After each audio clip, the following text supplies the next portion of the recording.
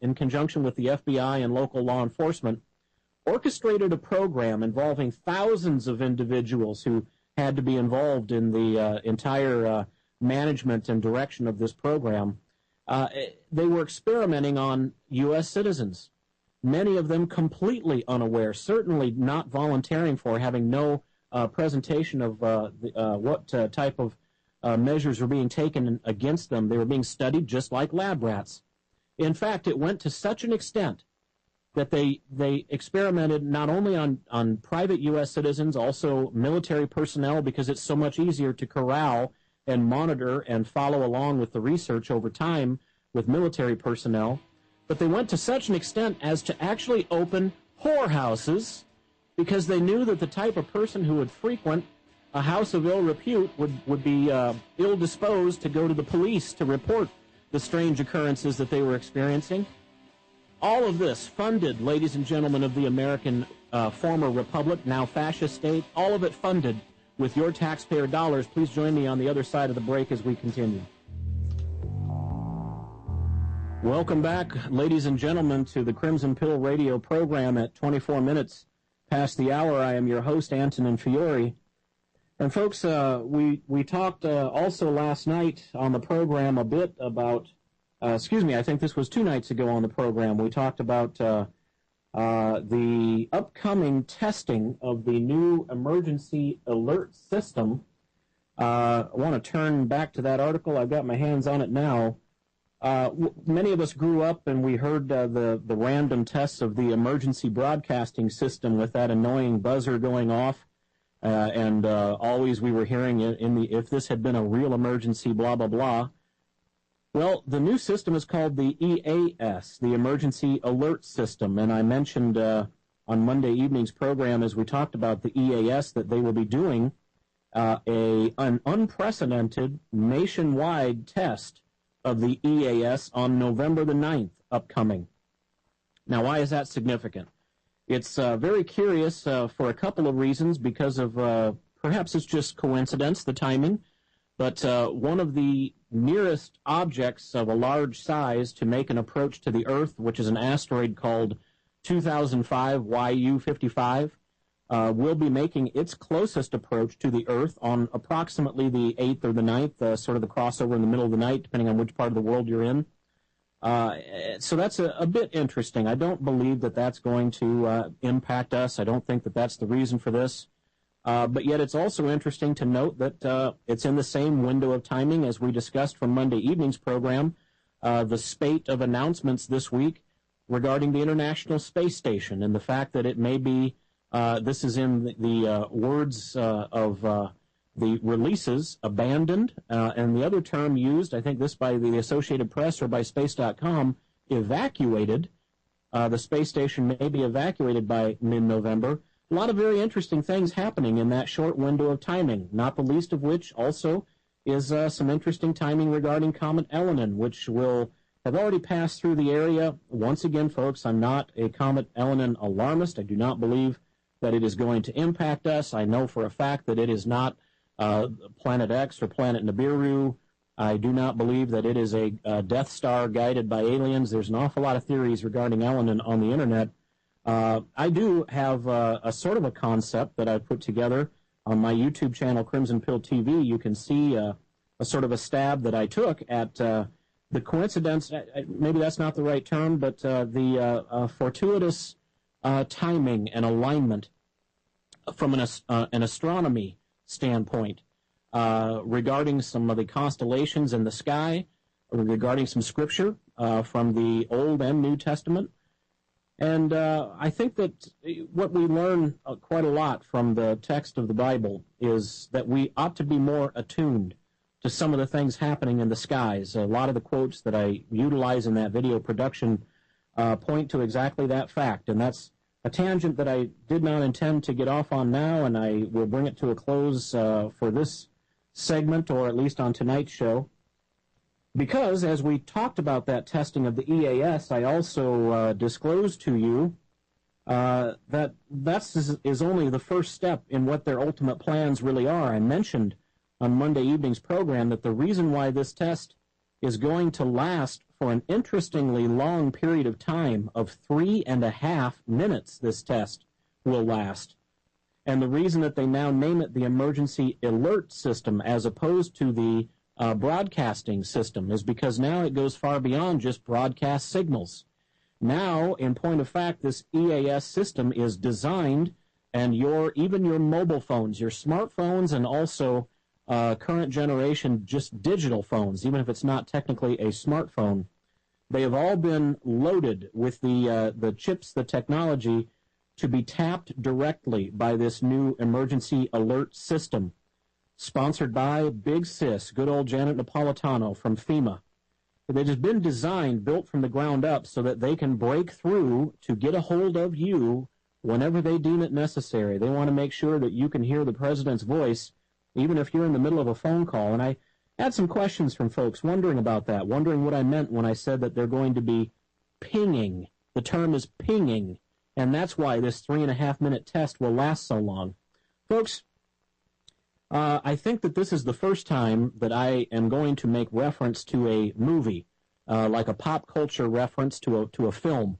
I am a kind of a follower of the Alex Jones work. I'm a PrisonPlanet.tv subscriber, so I tune into his show and program from time to time when it allows.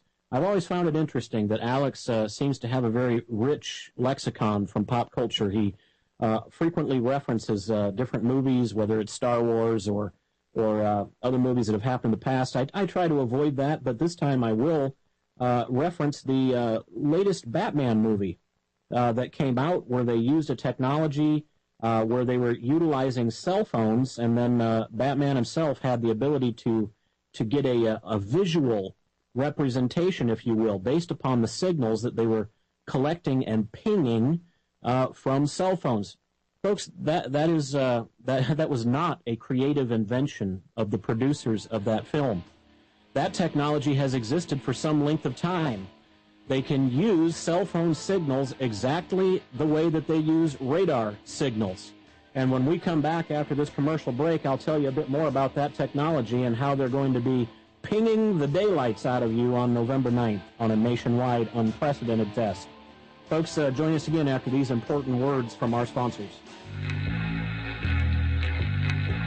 Ladies and gentlemen of the RBN listening audience, welcome back to the Crimson Pill radio program. I am your host, Antonin Fiore.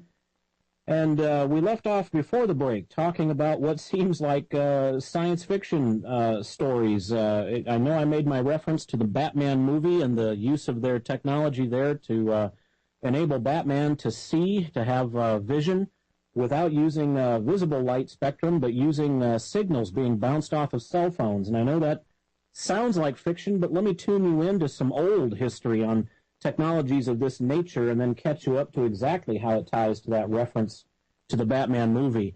Now, as I launch into this segment, I also want to entertain the opportunity for phone calls. I've got quite a bit of content here, but anybody curious or tuning in, listening to some of the coverage about the Henrietta Lacks story or any of this information regarding cell phones, technology, the emergency alert system, and more, the number to call in is 1-800-313-9443. That's 1-800-313-9443. And also just a quick special shout-out to the listening audience in the Dallas-Fort Worth area, tuning in on KHFX 1140 AM. We welcome you to the Republic Broadcasting Network. It's a privilege to serve you wonderful folks there in the big DFW. Much love to you. And we'd appreciate some of the messages that I've gotten from some of you folks as well. And encourage you to give a shout into the program here as well if you have some thoughts on your mind or a question perhaps. But getting back now, folks, to this emergency alert system and your cell phones and that particular device that you've probably come to love so much and depend on and wonder how you ever got along without a smartphone when you could check your email or send a text or jump on the web. That very same device is absolutely the last nail in the coffin of doing away with any measure of personal privacy that you have. And that's what I'm referring to with the pinging that they'll be doing on November 9th. In conjunction with this information, believe it or not, your cell phone is a wiretap. It's a bug. It's an eavesdropping tool. It can be used exactly the same way that a bug or a wiretap can be used, even, get this, even when you do not have the cell phone turned on, when the power is off. Let me read a little bit to you from an article, and folks, there's a wealth of information on this subject matter all over available. I'm reading from ZDNet, very stable, very reliable coverage, and the article is from way back in 2006, folks. This is 5 years old, and even at that time, this was not breaking news, as I'll disclose with you here a little bit into the article.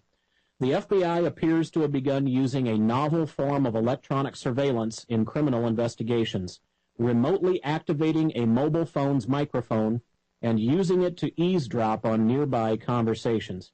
Now, before I continue with this article, if just in case anybody heard that term criminal investigations in there, and you let your mind flip the blinds closed because you're saying, yeah, but that's just criminal investigations. Not so fast, folks, because I'm also about to tell you how the NSA, and out of all the alphabet agencies that people point to as being the bad guys, the CIA, FBI, etc., folks, it is the NSA that puts the nails in the coffin of any last bastion or hope of liberty that you thought you might have had as a U.S., quote, citizen, which is actually a capital citizen, which is to say slave of a fascist state. The NSA is the real hidden hand behind the scenes, the controllers, the man behind the curtain. And if you're asking yourself, well, how can that be? Why haven't I really heard anything or much about the NSA before? Folks, that's because that's exactly the way they want it.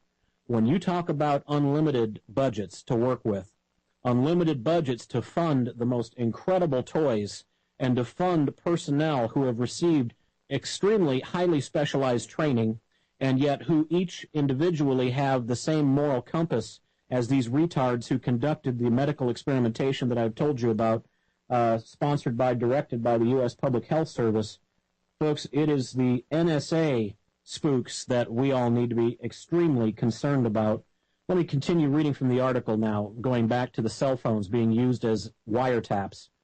The technique is called a roving bug and was approved by top U.S. Department of Justice officials for use against members of a New York organized crime family who were wary of conventional surveillance techniques, such as tailing a suspect or wiretapping him. Once again, don't let your mind go closed to this because you think it's only dealing with mafia and or criminal investigations. Starting in 2008, the NSA started using this technology on whoever in the heck they wanted in the American population. I'll come back to a Wall Street Journal article talking more about that very point here in just a bit. The surveillance technique came to light in an opinion published this week by U.S. District Judge Lewis Kaplan. And when I say this week, again, this article is actually from 2006. He ruled that the roving bug was legal because federal wiretapping law is broad enough to permit eavesdropping even of conversations that take place near a suspect's cell phone. Just near the cell phone. You see, folks, what they do is they use software downloaded to the phones to turn the microphone on the phone into a wiretap, into a bug, if you will, so that it picks up anything that's happening. You don't have to be just talking in a conversation that you have dialed to someone or that they have called you. They use the microphone of the cell phone as an open bug so that they pick up anything that's happening in the vicinity of the cell phone. And guess what? It's not just cell phones. Let me jump down here a little ways because although this article is from 2006, as early as 2003 in a lawsuit, it was revealed that the FBI was already surreptitiously using the technology, a similar technology, to turn on the built-in microphones in automotive systems like General Motors OnStar to snoop on passengers' conversations. Folks, that's right. If you in your vehicle have that OnStar button, and we are all familiar with those absolutely annoying, cloying commercials that they use for OnStar, yeah, that's right, folks. That microphone that's sitting in your car at any moment in time, at any whim that they have, can be used as a bug as well. And if you think it's not used in an abusive fashion by people who sit behind those switchboards and they just want to do the equivalent of a free ride, scrolling around through all the different ones they have available? You're kidding yourself. Absolutely they do.